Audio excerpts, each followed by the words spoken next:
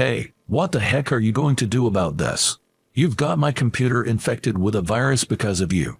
Being yelled at by my unreasonable boss, I couldn't talk back and just waited for time to pass. Then, it happened. I'm going to have to cancel the $500,000 car I had asked you to order before. A quiet firm voice echoed in the showroom. I recognized the man who said this to my boss. He was an elderly man I had seen before, collapsed from heat stroke at a crossroads. You are off my case right now.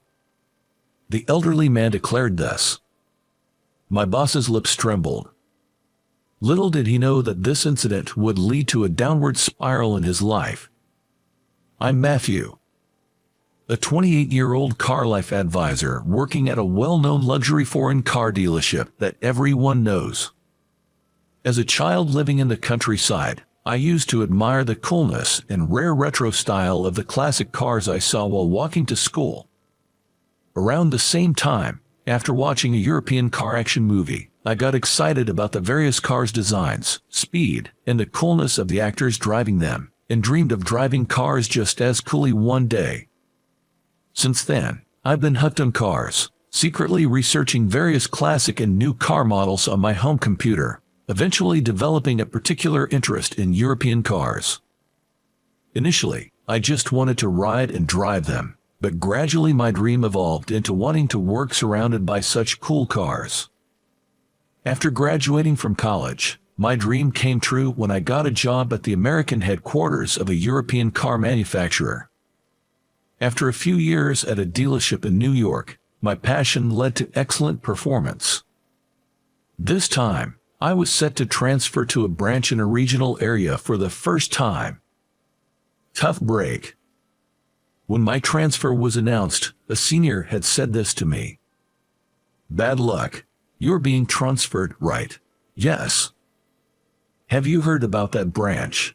No. What about it?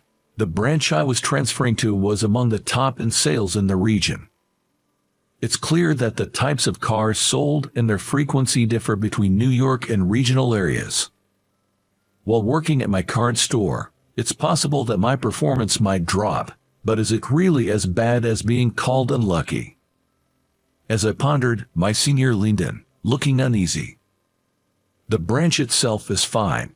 It's just that the branch manager seems to be a difficult person.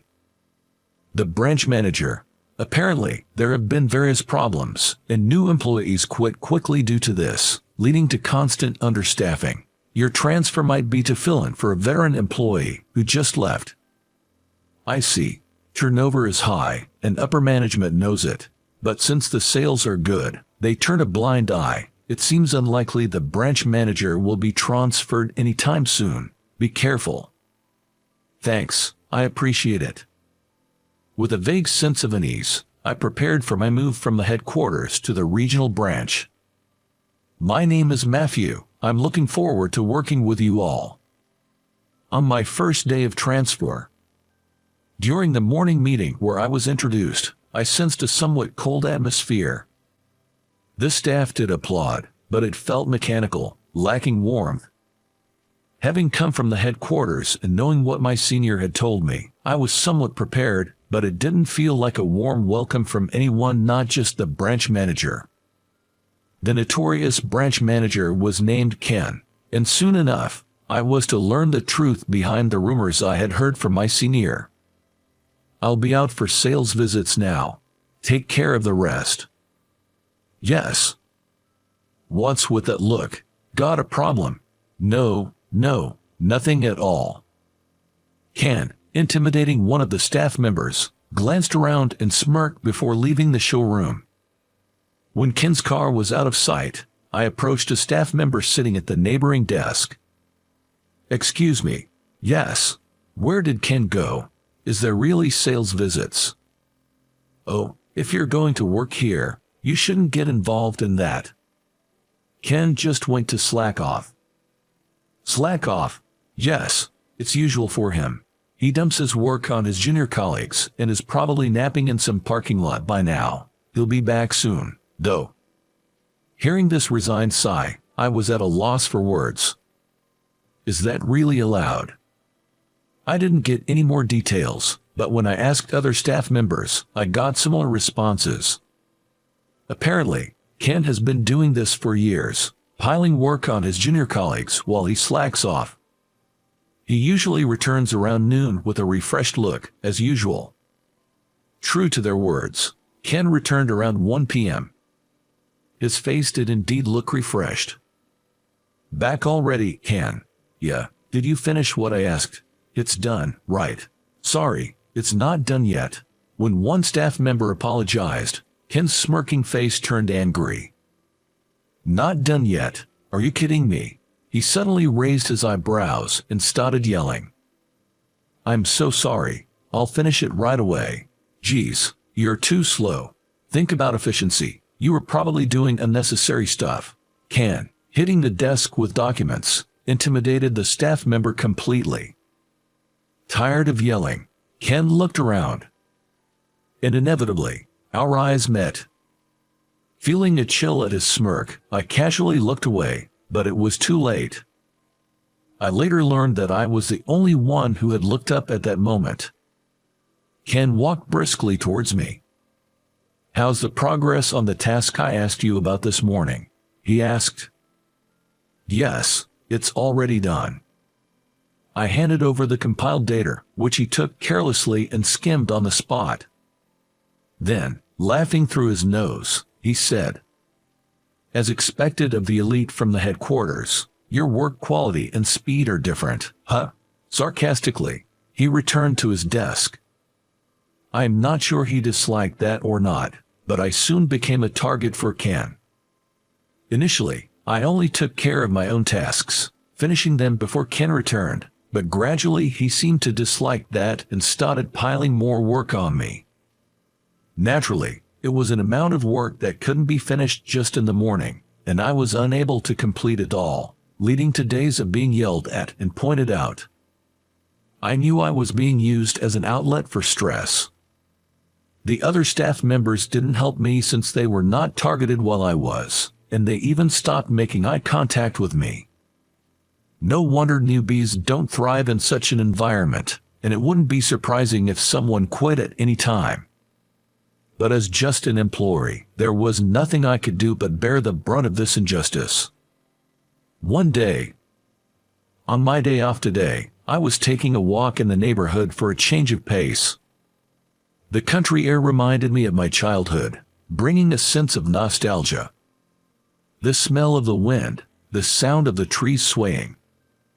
Being healed by the atmosphere I couldn't feel in the city, I enjoyed the scenery. But it was really hot today. Wiping the sweat that was beading, I thought about getting an iced coffee and bought one from a vending machine. That's when my cell phone rang, and with a heavy feeling of foreboding, I looked at the screen. As expected, it was Ken calling. Ken often called me, regardless of whether it was my day off or not. It could be a summons or snide remarks about the previous day's work. My days off didn't feel like days off anymore, and it was starting to get tough for me. Sighing at the call, knowing I had to answer quickly to avoid being yelled at, I reluctantly tapped the answer button and put the phone to my ear. "You are slow. Answer within 3 rings when I call." As expected, Ken made another unreasonable demand. While thinking that was too much, I bit back my words. "I'm sorry. What can I do for you? Just get over here right now." But Ken just said that and hung up. "Come over right now." An involuntary sigh escaped me. I knew it would be for some unreasonable reason, but if I didn't go, I'd just get yelled at more when I went to work tomorrow. I guess I have no choice but to go. Resignedly, I started walking towards the workplace and reached an intersection.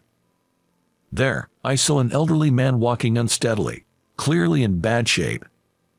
"Are you okay?"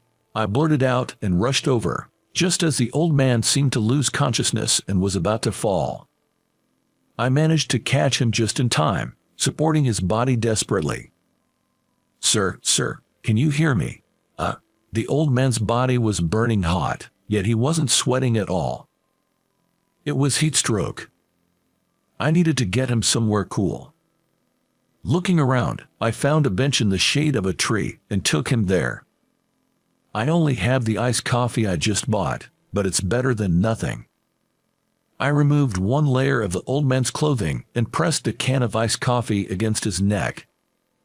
I really wanted to give him water, but there were no vending machines or convenience stores nearby. And I couldn't leave the old man alone to go buy something. Hello, emergency services, yes. An old man seems to have heat stroke and is about to collapse. He's barely conscious, and I'm cooling him down with a can of iced coffee now. Yes, understood. Please hurry. Having called an ambulance, I continued talking to the old man. The ambulance is coming. Don't worry, you'll be okay. Please come quickly. While I was panicking about what to do next, I heard a voice. Oh, what's happening here? A lady who happened to pass by spoke to me. Isn't that you, Thomas? What's going on? Do you know this gentleman? Yes. Is it heat stroke? Have you called an ambulance? We're waiting for it now. I really wanted to give him some water, but this is all I have. I have some iced tea with me. Let's try giving him that for now. Is that okay? Of course, and I'll contact Thomas's family as well. Thank you so much. The lady quickly contacted the old man's family, and in the meantime, I gave him the iced tea she had handed me.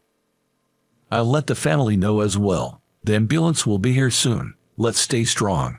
As she encouraged him, the old man nodded a few times, though his consciousness was still hazy. A few minutes later, the ambulance arrived safely. I handed over the situation to the paramedics, thanked the lady, and then rushed off to work. By the time I arrived at work, it had been over 30 minutes since Ken's call. You're late. What time do you think it is? As expected, Ken yelled at me furiously, making me jump. No matter how much I explained that I couldn't leave the old man, I knew Ken wouldn't listen, so I just let his yelling go in one ear and out the other. The reason Ken called me turned out to be trivial. He said something was wrong with his computer and wanted me to fix it. The issue was basic, so I couldn't help but think how he could manage as a branch manager with such trivial complaints. You can go home now, he said. Wanting to leave as soon as possible, I left the workplace without saying a word. Worried about the old man, I didn't go straight home but instead went to the lady's house to ask about him. Fortunately, he was safe, which relieved me. Although I was appalled by Ken's attitude, being able to help someone left me feeling somewhat refreshed as I went to sleep that night. Dreading another day of Ken's yelling, I went to work the next day only to find the workplace in an uproar. What's going on? Matthew, it's serious. Something's wrong with Ken's computer. His computer. Ken was yelling all over the place, and all the staff were at their wits' end. Amidst this, Ken spotted me arriving and rushed over. Hey, Matthew. Yes. What are you going to do about this? Your fault my computer got infected with a virus. What do you mean? Don't play dumb. You did something yesterday. I didn't do anything. Liar. How are you going to fix this? As I delved into the details, it seems that after I left yesterday, Ken opened an email that had arrived on his computer. However, that email contained a virus that infected the computer upon being opened. As a result, Ken's computer got infected and stopped working. Ken was making a big fuss, blaming me because I had touched his computer the day before. Of course, I had no recollection of this, and what he had asked me was just basic operations. I hadn't even opened his mailbox, let alone sent him any mail. Everyone, including me, was just dumbfounded by his unreasonable behavior. But Ken's anger didn't subside, and his so-called lecture, more like baseless accusations, went on for a long time. It continued even past the opening time of the store, and he was yelling so much that some customers got scared and left. Something had to be done. But there was no stopping Ken's momentum. When I was at a loss, the store's door opened and two men entered. Ken, who had glanced at them, suddenly stopped yelling at me and approached the two men, fawning over them. It's been a while. We've been waiting for you. However, ignoring Ken's greeting, the two men came to me. Matthew, thank you so much for yesterday. It was the old man I had helped the previous day. I've been worried. Are you okay? Yes. Thanks to your first aid, I was told by the doctors at the hospital that I could be discharged soon. I came today to express my gratitude. No need to thank me. I'm just glad to see you're doing well. The young man accompanying the old man appeared to be his secretary. It turned out that the old man, a chairman of a large corporation, had been a customer of our dealership for a long time, both personally and corporately, favoring our brand. I'm truly grateful that you helped an old man like me. In return, though I hesitate to call it that, I'd like you to handle my personal and company affairs from now on. Me, really? Yes. I was moved by your actions yesterday. Your continuous care gave me strength. I would trust you. Thomas said with a smile. But hearing his company's name, I realized he was a prestigious client traditionally managed by branch managers. I, a newcomer, couldn't possibly take on such a responsibility. Ken, seeming to think the same, hurriedly intervened. Excuse me, sir, but this man is a newcomer from the headquarters. He can't be trusted. A newcomer? Yes. He might have some grudge against me. Today he even broke my computer. I was just lecturing him about it. A newcomer? That sounds more like you, Ken. I've known Matthew since he was a child. What? And I can't trust you anymore, Ken. Your yelling earlier, it was yours, wasn't it? I heard it all the way outside. That's not all. You've been late for scheduled times and changed the estimated costs and actual labor charges. You even replaced parts with new ones without asking and charged me a high price. I had to tolerate you because of the long-standing favor to you, but I felt like my precious cars were being held hostage. That is, Ken, it's not just your recent behavior towards Matthew, but I can no longer trust someone like you. The $500,000 car I previously ordered from you, I'm canceling it. What? Who knows what you might overcharge me this time? From now on, I want Matthew to handle my affairs. Step down from handling my account. Ken, clearly taken aback, fell silent. Sorry for barging in. You seemed busy. No, it was actually a relief. Thank you. After that, Ken left hurriedly, and I sat down with Mr. Thomas and his secretary. You said, you have known me since I was a child. This region was actually my hometown. But I had no memory of meeting someone as important as Mr. Thomas. His earlier words intrigued me. Forgot, have you? You used to come every day to admire my car, calling it cool. This revelation astonished me. Remember now. Are you that guy? Mr. Thomas was the owner of the classic car that inspired me to enter this world. Yes, I couldn't forget you. No other child showed such enthusiasm for my car. I'm sorry for bothering you back then. No, I was happy. Remember when you fell and cried on the roadside, and I happened to pass by? I drove you home in that car. Yes, I remember. You're remembering all that is amazing. Of course, I can forget your smile, being so happy just to ride in the car. I promised to take you for a ride again, but couldn't fulfill it due to being busy. Please don't worry about it. The fact that you let me ride in your car back then was a truly precious moment for me. That car was my starting point. It's the reason I wanted to get into this job.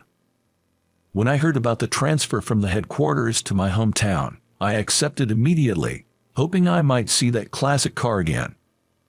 I wanted to thank you for that time, but I was so focused on the cars that I honestly didn't remember your name and had no leads. But to meet you again like this, I never imagined it. It feels like a dream come true, and I'm so happy. Before I knew it, I was passionately speaking with tears of joy, and Thomas listened happily. Actually, I've been maintaining that car from back then. I still drive it to this day. Is that so? You should come and see it again. And to think, that boy from back then has grown up so well. It sure makes me feel my age." Mr. Thomas smiled deeply with a sense of nostalgia. Then, his secretary spoke up. "Sir, it's almost time." Yes, Matthew, I'm sorry to rush, but I need to ask for your help with my car's maintenance." Yes, I'll check with the mechanics right away. Please wait a moment." I quickly confirmed with the mechanics and took the keys from Thomas. After handing over to the mechanics, the secretary came outside and spoke to me. "Matthew, it's been a while. Don't you remember? We went to the same middle school. I'm Keith." "Keith, from the basketball team. Are you that Keith?" "Yeah." The secretary was Keith, my senior from the basketball club during middle school. Back then, he was known as a bit of a troublemaker, but now he looked like a successful businessman in his suit, which surprised me. I probably wouldn't have recognized him if he hadn't said anything. Actually, it was me who sent that email to Ken's computer. "What? I knew you had returned to your hometown. News spreads fast in the countryside. I knew Ken had been targeting you, so I wanted to get back at him. I sent the email just as Thomas was about to visit. He was so happy talking about how you helped him yesterday, so I carried out the plan thinking Mr. Thomas would surely help you. I'm sorry for using you like that." I was left speechless. It seemed I had been dancing on Keith's strings the whole time. Of course, Mr. Thomas doesn't know any of this, and his feeling unwell yesterday was genuine. I'm grateful you helped him. Thank you, truly. No, don't mention it. You must have been surprised when you came to work today, but don't worry, the virus was only meant to startle. It won't cause any real damage. It should be back to normal soon. I didn't intend to cause any harm to the company. Indeed, it was only Ken's computer that had been affected by the virus. Ken, thinking his computer was ruined, would surely be red-faced if he knew the truth. I shouldn't be proud of it, but after all the trouble he caused, Mr. Thomas was also quite relieved. Keith's mischievous grin sent a chill down my spine. "You haven't changed at all, Keith." "Is that so? Well, I've always been this kind of person." "Haha, I definitely don't want to make an enemy of you, Keith." "I'll take that as a compliment." Keith was always smart and loved pranks. I remember when our club coach unjustly scolded us and Keith ran off with his wig, leaving us all to face the consequences, but everyone felt better afterward. I've already informed the headquarters about Ken, so don't worry. We're working with our lawyer to refund the overcharges Ken made to Thomas. His future looks pretty bleak now. Seeing his cunning smile, I vowed never to cross Keith. Later, I learned that the good sales at our dealership were largely due to Thomas's purchases of personal and company cars. Ken losing Thomas as a client meant losing everything for him. Mr. Thomas told me he had no choice but to continue dealing with us because there were no other dealerships nearby, and he particularly liked our brand's safety and design. Especially that classic car he first let me ride in. He bought it with his first earnings and had a strong attachment to it. He was pleased to have someone admire it as cool and to have such a significant impact on that person's life. 2 years later, I was working as the branch manager of that dealership. Ken had quietly resigned at some point. "Do you want to know what happened to Ken after that?" Keith asked me, but I shook my head, not wanting any more involvement. Even though I was still new as a store manager, I felt that the dealership, which had been listless under Ken, was beginning to come alive again. "I'm counting on you." Receiving such encouraging words from customers who visit the store fills me with joy. Mr. Thomas has been coming every 3 months since then to maintain that classic car. Being able to see the cool car that inspired me to pursue this career again makes my work days more fulfilling. One day, Mr. Thomas invited me for a drive.